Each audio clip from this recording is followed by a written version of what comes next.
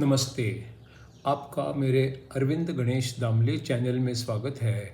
मैं अरविंद दामले आपके सामने प्रस्तुत कर रहा हूँ मेरी ही कुछ रचनाएं। पहली है मराठी में और बाद में एक है हिंदी में।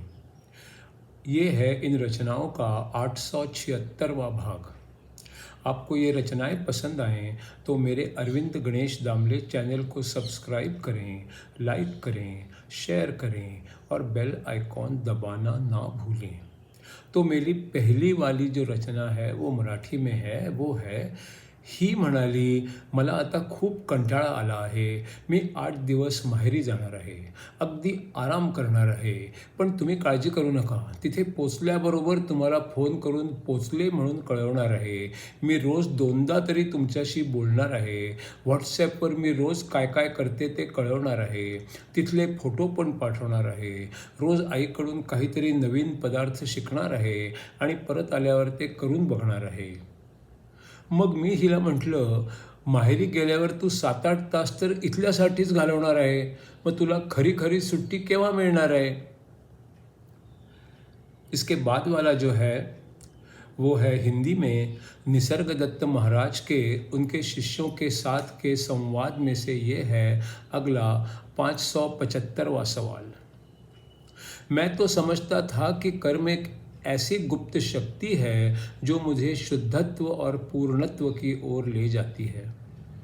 इसका उत्तर है, ये तो ऐसी बात है जो आपको किसी ने बताई है। आप पहले से ही पूर्ण हैं, शुद्ध हैं, आज और अभी आप वैसे ही हैं, कहीं ले जाने का सवाल ही नहीं है। आपको लगता है कि आप अपूर्ण हैं, पर वैसा नहीं है। आपको कहीं जाने की ज़रूरत ही नहीं है, किसी बदलाव की भी ज़रूरत नहीं है। आपने जो सीखा है और कोई दृष्टिकोण और राय बनाई है, उसको भूल जाना, इतना ही करना है। फिर आपको पता चलेगा कि आप पहुँचे हुए ही हैं, पूर्ण ही हैं।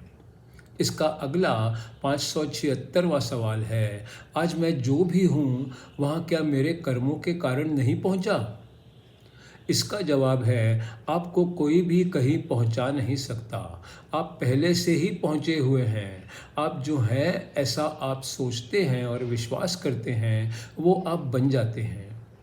तो आप जो भी सोचते हो उस पर विश्वास करना छोड़ दीजिए और लोग जो आपके बारे में कुछ कहते हैं उसको भी छोड़ दीजिए। इसका अगला 577वां सवाल है, आप यहाँ सामने बैठते हो और मुझसे बोलते हो, जिस भी शक्ति से ये कर रहे हो वो क्या कर्म नहीं है? इसका जवाब है, मुझसे कोई कुछ नहीं करवा सकता। जो ज़रूरी है वही मैं करता हूँ, पर आप ऐसी बहुत सी बातें कर रहे हो जो आवश्यक नहीं है। आप कर्म पर सवाल खड़े करने और गहराई तक विचार करने को नकार रहे हो।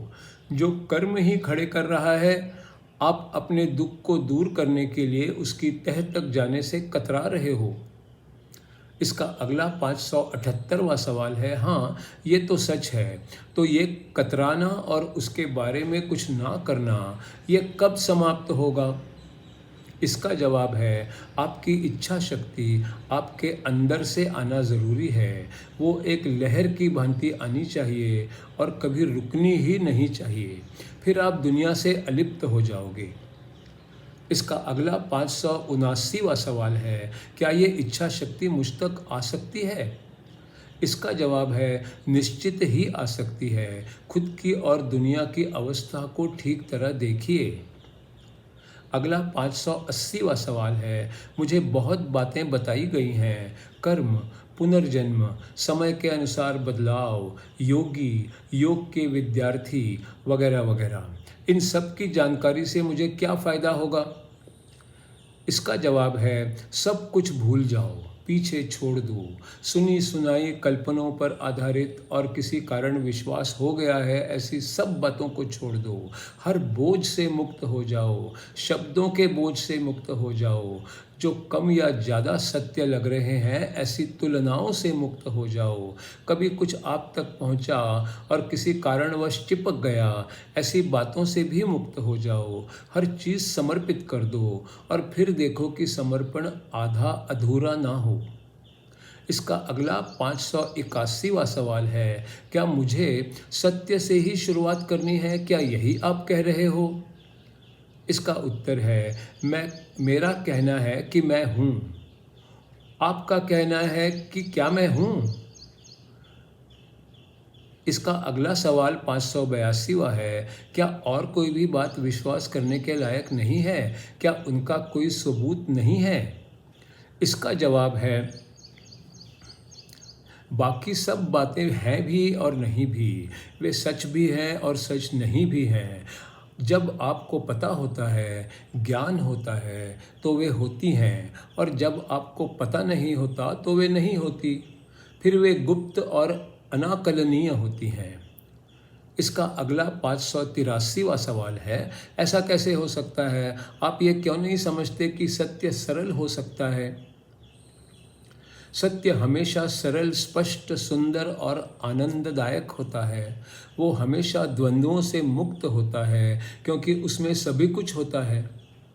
वो हमेशा ताज़ा होता है, नया होता है और नया नया बनाने की क्षमता भी रखता है।